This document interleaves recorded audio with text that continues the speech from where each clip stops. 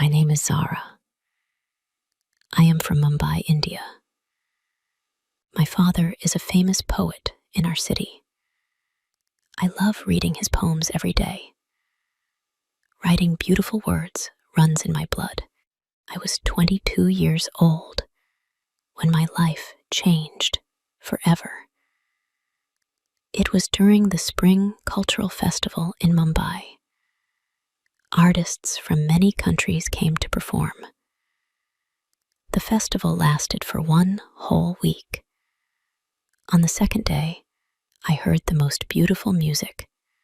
Someone was playing the flute near the main stage. The sound touched my heart deeply. I followed the music to find its source. There he stood under a big tree. His name was Adil, and he was from Pakistan. His fingers moved like magic on the flute.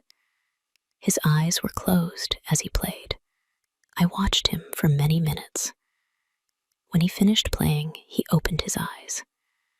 Our eyes met for the first time. My heart started beating very fast. He smiled at me gently. I felt my cheeks turn red with shyness. He walked towards me with his flute. His voice was soft and kind. He asked if I enjoyed his music. I told him it was the most beautiful sound. We talked for hours that day. Time seemed to stop around us. He told me about his life in Lahore. I shared stories about my father's poetry.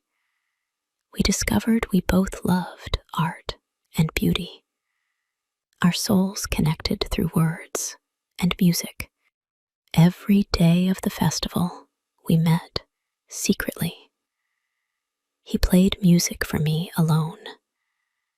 I read my father's poems to him. Our friendship grew stronger each day. On the last day of the festival, something changed. He held my hand for the first time. His touch sent electricity through my body. We both knew we had fallen in love. He had to return to Pakistan the next morning.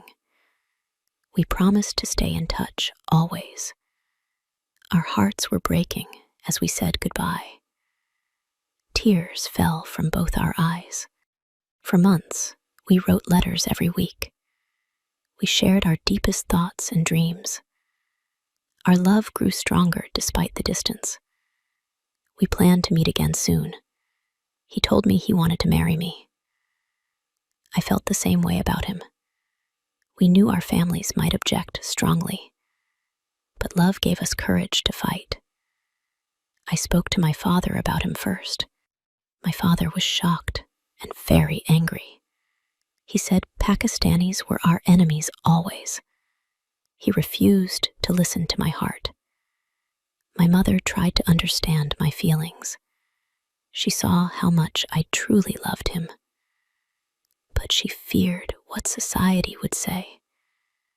The whole family was against our love.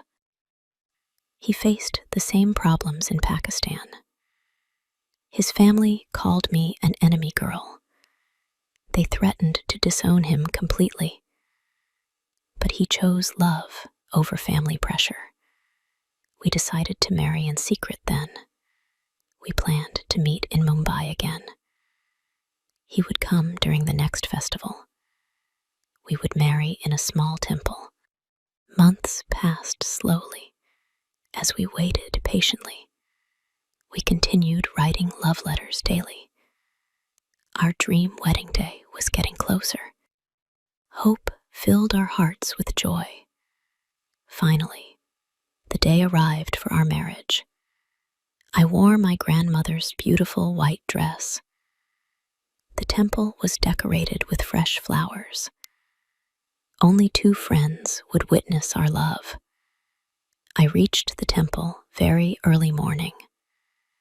The priest was ready to perform ceremony. Everything looked perfect for our special day. My heart was dancing with happiness. Hours passed, but he did not come. I kept looking at the entrance hopefully. priest asked if we should wait. My friends looked worried about me. By afternoon, I was still waiting alone. My white dress felt heavy suddenly. Something terrible must have happened to him. Fear started growing in my heart. A news reporter arrived at the temple. He asked if I knew Adil. My heart stopped beating for a moment. His face looked very serious and sad. He told me about the border attack. Militants had attacked a bus yesterday. Several innocent people had died in violence. The attack happened near the border. He was traveling to meet me then. The bus he took was attacked.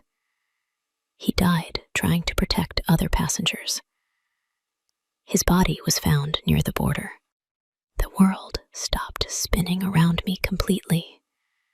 I could not breathe or speak properly. My beautiful wedding dress felt like chains. My dreams crashed like broken glass. I ran out of the temple immediately. My friends tried to stop me, but grief gave me superhuman strength. I had to reach the border. I drove my father's car very fast. The white dress flew in the wind. Tears made it hard to see, but love guided my broken heart. The border was heavily guarded by soldiers. They would not let me pass. I begged them to understand my pain. I showed them our love letters. One kind soldier felt sorry for me. He had lost his wife recently. He understood the pain of losing love. He helped me reach the spot. The ground was still stained with blood. Some flowers marked where he fell. I knelt down and touched the earth. His spirit felt very close then. I gathered some soil in my hands. This earth held his last breath. I pressed it against my heart. The white dress was now dirty. I stayed there until the sun set. The soldiers respected my grief silently. Stars appeared in the dark sky. He loved watching stars with me. I knew he was watching me then. His love would live in my heart. Death could not separate true souls. Our love was stronger than hate. I returned home a different person completely. The white dress was my symbol. I would never wear colors again. Love had marked me forever. People called me the bride without groom. But I knew better than them. True love never dies or ends. It lives beyond death and time. Years have passed since that terrible day. I still feel his presence daily. His flute music plays in my heart. Our love story continues in heaven. I tell this story to inspire love can cross any border or hate divides. But love always unites. Choose love over fear and hatred. His sacrifice was not in vain. Our story shows love's true power. Even death cannot kill true love. Love wins in the end, always. I am still his bride forever. My heart belongs to him alone. We will meet again in heaven. True love stories never really end.